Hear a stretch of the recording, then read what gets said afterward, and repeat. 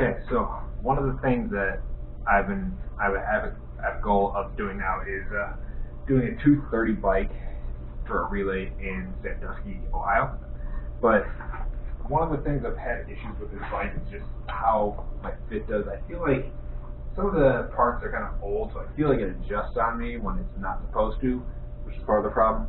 But I also just feel like I can't get good use out of my glutes.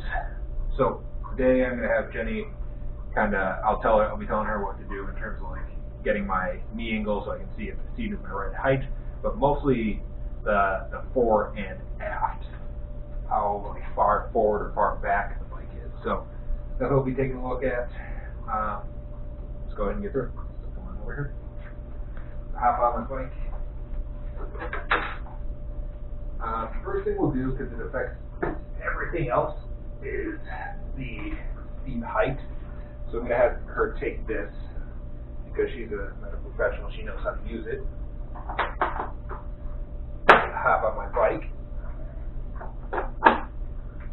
And spin a little bit. Now, basically what I'll have you do is you'll stop me at dead spot. So whenever my foot, or the pedal is at, the crank, sorry, is at 6 o'clock or the bottom, you're going to stop me. So we'll just count 2, 3. 1, 2, 3. Does that look like it's 6 o'clock? Pedal exactly up to your foot. So we got to do it again because it's not foot angle. 1, 2, 3. That's better. So now we're just looking for where my knee angle is. Impact. Okay. Do you want a stable arm on your hip? Oh, can you see the numbers? Oh, I see what you're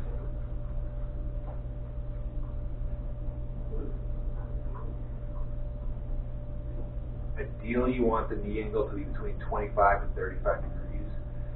They say 25 is optimal, but really it's whatever is most comfortable for you. So, 25? Yeah. So it looks like I'm about as high as I can go. Let's do that one more time. I'm going to be an arrow. See if this changes anything.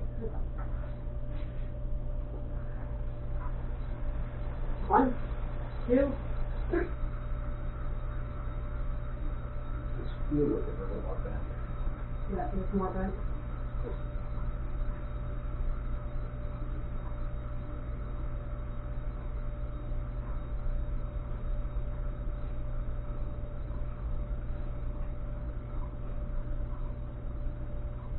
No, I'm at 30, 35 almost.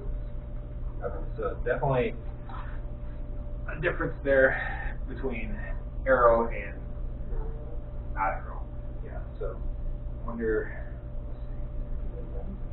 Well,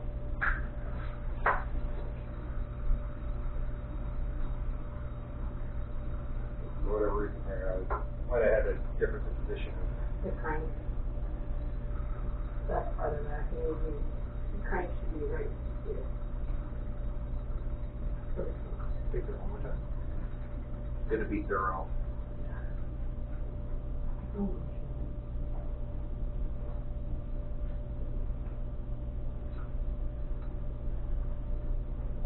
Nah, so that you're 35 and that is one. Okay, so let's raise it up. So if you're doing this here, it's kind of hard to know because most people can't measure a knee angle like that. But if you're going to raise your seat up, you want to know that your knee angle is going to change about 1 degree for every millimeter that you raise up the seat. So we're going to do just a little raise. Behind me. Right?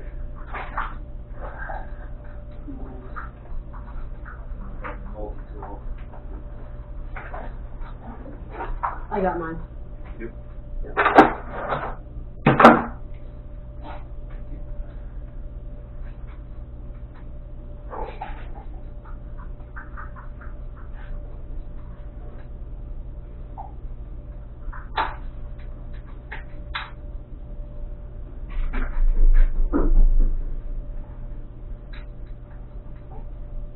raise this up a little bit. Now, raise up the seat should also open up the hip angle, just by way of your leg is going to stretch out more. Which for triathlon is better for the run.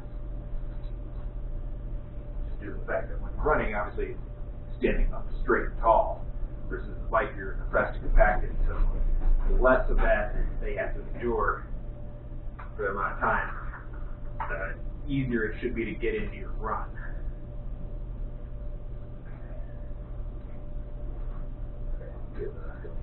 Yep.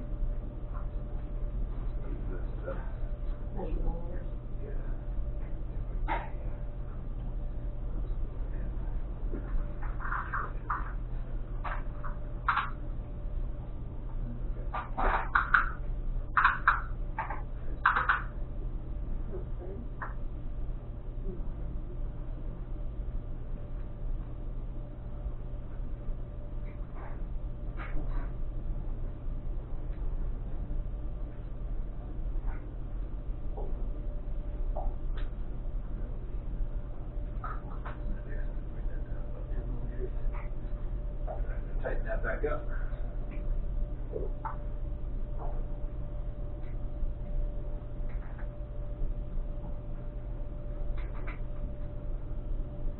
Now it's also really nice to have a torque wrench if you're messing with your bike, so that way you don't tighten too much. So like this says 4 Newton meters, so what I'm going to do is take my torque wrench after I just tighten that up enough to hold it in place.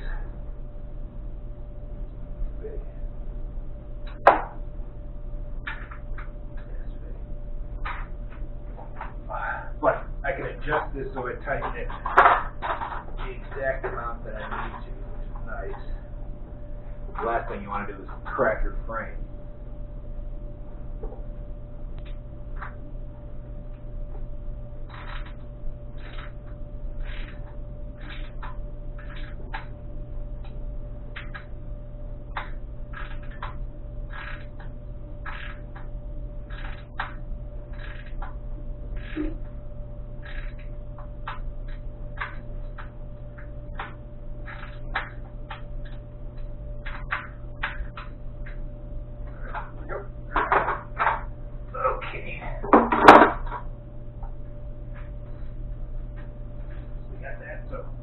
Alright, first thing you want to adjust, let's go ahead and recheck that.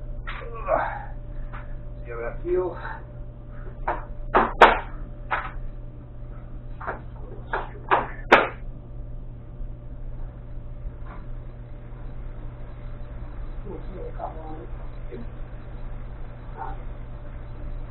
One, two, three.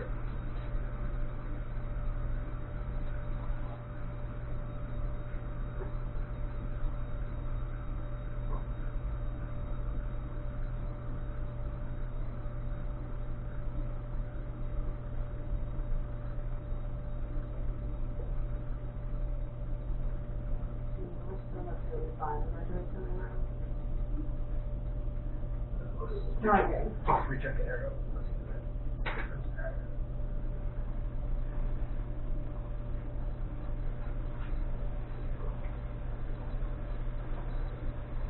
One, two, three.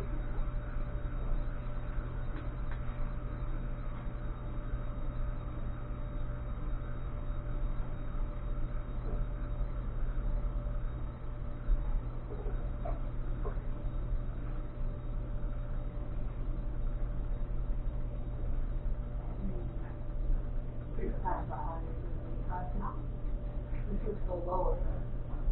Yeah, it's a little bit hard. Does it feel straight or was that? Feels taller, that's for sure. So this is the kind of thing you can run into.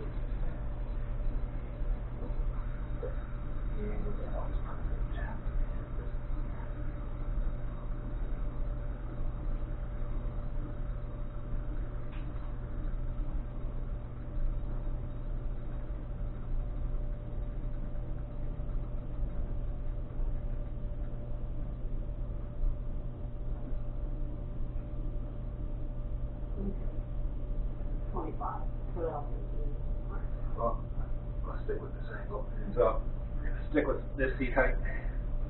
The angle can be kind of variable between people. Rock was making sure I was there, so hopefully 25-ish.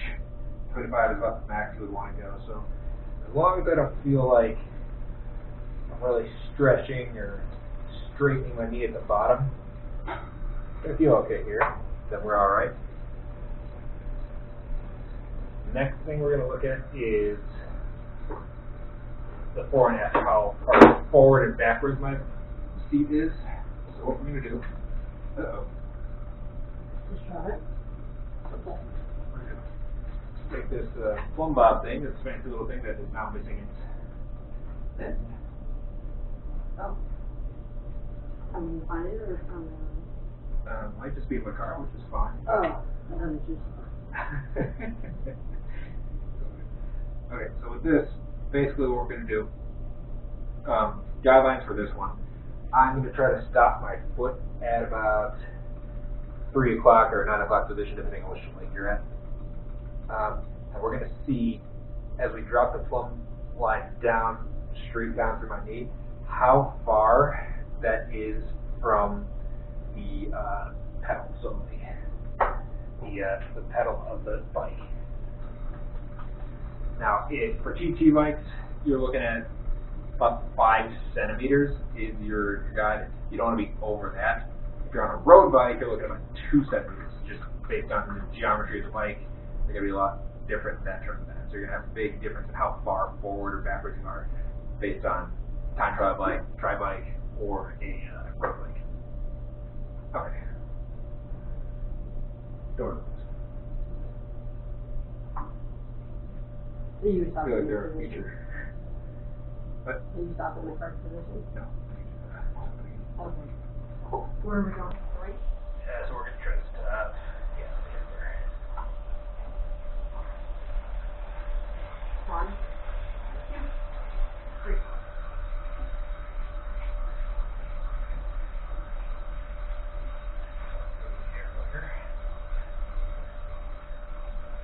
All of them?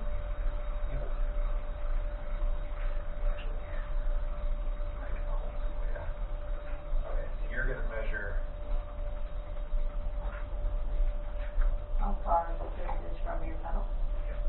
What part of your pedal? So like that part that juts straight out to you.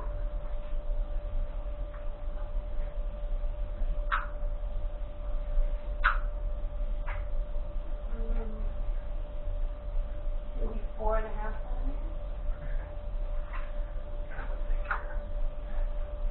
So, think about if I were to move my feet more forward, I end up more compressed in this point. What I'm also thinking about is where my, at the end, towards the bottom, how far back my leg is going. I'm trying to think of why I wouldn't get as much of a glute activation if I'm just not able to get in as much hip extension. Get back. Go.